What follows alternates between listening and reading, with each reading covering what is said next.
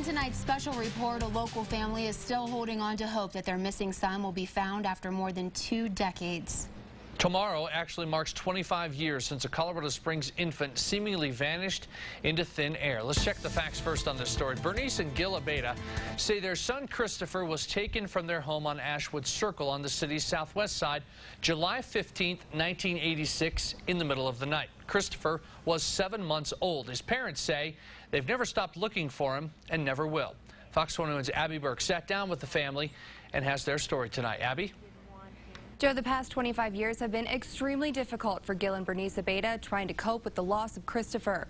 In addition to the heartache of missing a part of their family, they say they have been haunted by the thought that police mistakes and the lack of key information from a prime suspect has kept them from their son. You actually never forget the first day and the first hours of what happened. You don't believe it. You're in shock. Gil Abeyta says on July 15, 1986, he woke to his wife Bernice panicking. I could hear it. I could feel it. Their 7-month-old son Christopher was gone. We were used to house noises. We had kids living there that go in and out. The door was open. Whoever prepares for somebody walking into your bedroom and doing something like that. As the minutes turned into hours and then days, panic and desperation turned into questions. Who would do it? Why would they do it? Is he warm? Does he have his blankets? Does he, winter had come and you'd wonder about that. And the Colorado Springs police had questions of their own. Gil says his entire family underwent lie detector tests. Bernice took 2. In my opinion, she was the main suspect from the start. For what reason? None. As suspicion swirled around everyone close to Christopher, the Abeytas came up with their own suspect, Emma Bradshaw, who Gil admits to having an affair with. Why do you suspect her so much? Because she has the profile, the back history of everything fitting a kidnapper. Gil says he thinks Bradshaw wanted a lasting relationship with him, and Christopher got in the way. I wasn't going to abandon him or just, I had no other plans, and so she knew that. She knew how I felt, and he became in the way. Have to get rid of him because he's going to affect my life, and I believe that was the reason that she went in and got him. Despite taking their concerns to the police, there was no hard evidence proving Bradshaw had anything to do with Christopher's disappearance. And rest assured, we have thoroughly interviewed Mrs. Bradshaw, and so we do not have probable cause to make an arrest. Has Emma Bradshaw been ruled out as a suspect? No one's, at this point in time, we're not ruling anybody out as a possible suspect because we don't know. But Gil still has his suspicions. In 25 years, our prime suspect, who we worked on, and we have a lot of information, and we gave a lot of this to the police department.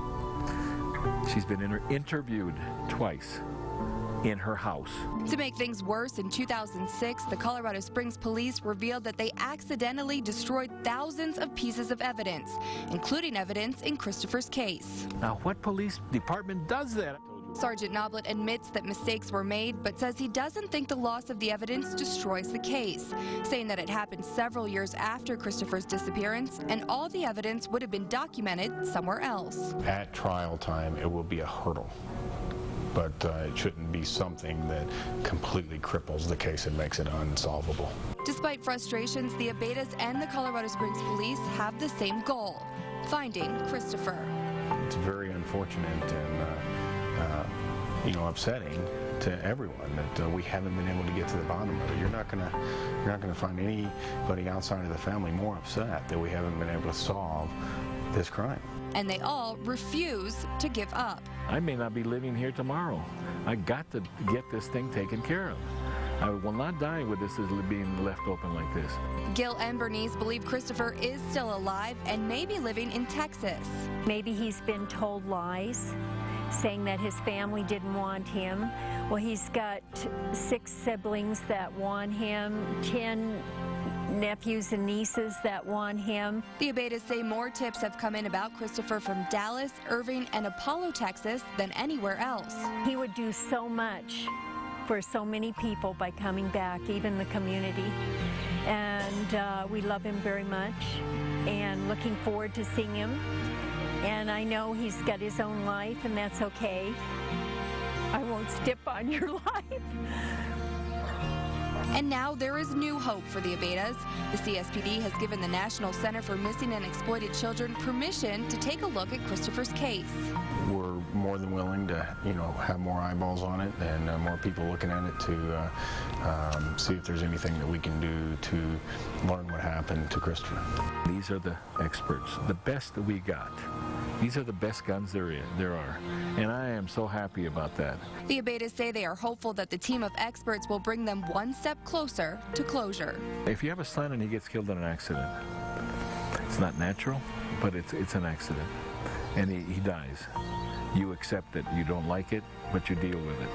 When you have a missing son, you don't know whether he's alive or dead. Forever.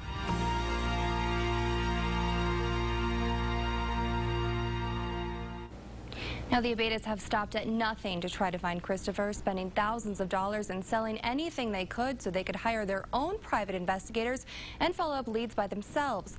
They say their biggest fear is that they will run out of time. We also called Emma Bradshaw several times over the past week for her side of the story, but she did not return our calls. Anyone with information about Christopher is asked to call 1-800-THE-LOST. Joe? All right. Thank you, Abby.